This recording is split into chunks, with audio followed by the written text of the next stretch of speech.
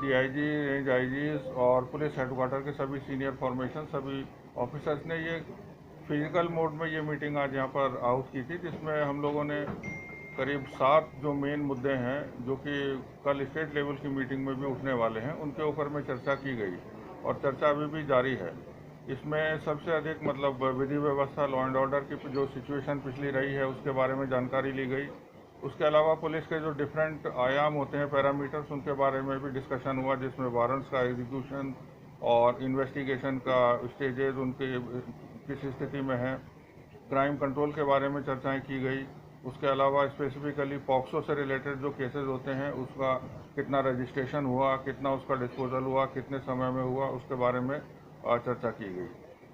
उसके अलावा certificate cases जो डिस्ट्रिक्ट में पेंडिंग रहते हैं उसके बारे में चर्चा की गई और कुछ इकोनॉमिक ऑफेंसेस के बारे में, जिसमें कि अवैध खनन से संबंधित मामले हैं, उसके अलावा फिर अवैध शराब से रिलेटेड जो मामले हैं उसके बारे में भी चर्चा की गई। अलावा इसके पुलिस का इंफ्रास्ट्रक्चर किस हालत में है, वाहनों की क्या स्थिति है, बिल्डिंग वगैरह की क्या स्थिति है, उसके बारे में भी चर्चा की गई। और इसके बाद फिर जो ख़ास तौर से जो एनडीपीएस एक्ट है उसके बारे में चर्चा की गई, जिसमें कि अवैध अफीम और एनडीपीएस की जो रिकवरीज हैं उसके अगेंस्ट में क्या कार्रवाई चल रही है उसके बारे में चर्चाएं ये सब की गई। तो कुल मिलाकर के काफ़ी अच्छा डिस्कशन अभी तक चला है और मोटे तौर पर वैसे फिगर्स आपको अवेलेबल करा दी जाएंगी, लेकिन जितने भी जो मेजर क्राइम हेड्स होते हैं हमारे उसमें डिक्लाइन हुआ है। मतलब जो पिछले वर्षों की तुलना में अपराधों में काफ़ी कमी आई है। सिर्फ एक आध जो हेड हैं जैसे बर्गलरी वगैरह है उसमें कुछ आंशिक रूप से वृद्धि हुई है और जिसके कारण मतलब अलग से उसको डिस्कस किया गया है। तो मिला जुला करके जितने भी अभी तक जो चुनाव हुए हैं उसमें भी बिल्कुल इंसिडेंट फ्री हुआ और सब लोगों ने काफ़ी उसमें मेहनत की और हाल के जो त्यौहार थे वो भी सब इंसिडेंट फ्री हुए हैं। और अभी चूँकि कोड ऑफ कंडक्ट जैसे ख़त्म हुआ है तो वैसे तो हम लोग अपनी अलग अलग अपराधों में, चाहे वो महिला से रिलेटेड हो या एनडीपीएस से रिलेटेड हो या अन्य भी हो, तो ज़्यादातर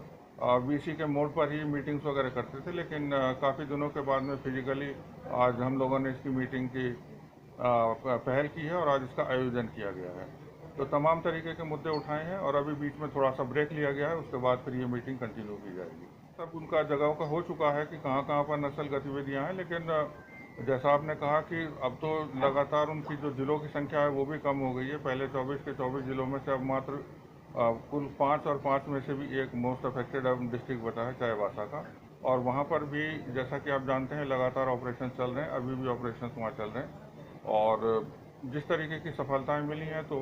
हमको लगता है कि जल्दी ही वो जो नक्सल गतिविधि है वो कम से कम हो जाएगी। कुछ नक्सलियों को टारगेट किया जाए, चिन्हित किया जाए, ऐसे कितनी संख्या जिनका पर नजर रख रही है?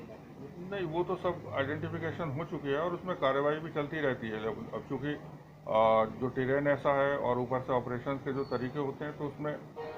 कब सफलता मिले, कितने दिन में मिले, वो अलग चीज़ है, लेकिन सब आइडेंटिफाइड है और कहाँ कहाँ एरिया में ऑपरेट कर रहे हैं, कहाँ पर है, वो सब जानकारी है। और ये ऑनरेबल हाई कोर्ट भी लगातार मॉनिटर कर रहे हैं, गवर्नमेंट के लेवल पर भी हो रही है और इसी का, और हम लोग तो पहले से भी इसमें काम कर ही रहे थे और इलेक्शंस के दौरान भी काफ़ी ज़्यादा ह्यूज रिकवरीज और काफ़ी ज़्यादा उसमें अरेस्ट वगैरह हुए हैं और ये काम लगातार चल भी रहा है। और जो अच्छा काम करने वाले पदाधिकारी हैं उनको मतलब मोटिवेट किया जा रहा है, पुरस्कृत किया जा रहा है, और जो नहीं कर रहे हैं उनको मतलब वहाँ पर उनके अगेंस्ट में एक्शन कर लेने की भी बात हो रही है। तो कोशिश यही है और उसमें मतलब कि सरकार के जो अन्य विभाग हैं उनका भी पूरा सहयोग मिल रहा है अपार्ट फ्रॉम एनसीपी, तो लगातार कार्रवाई जारी है।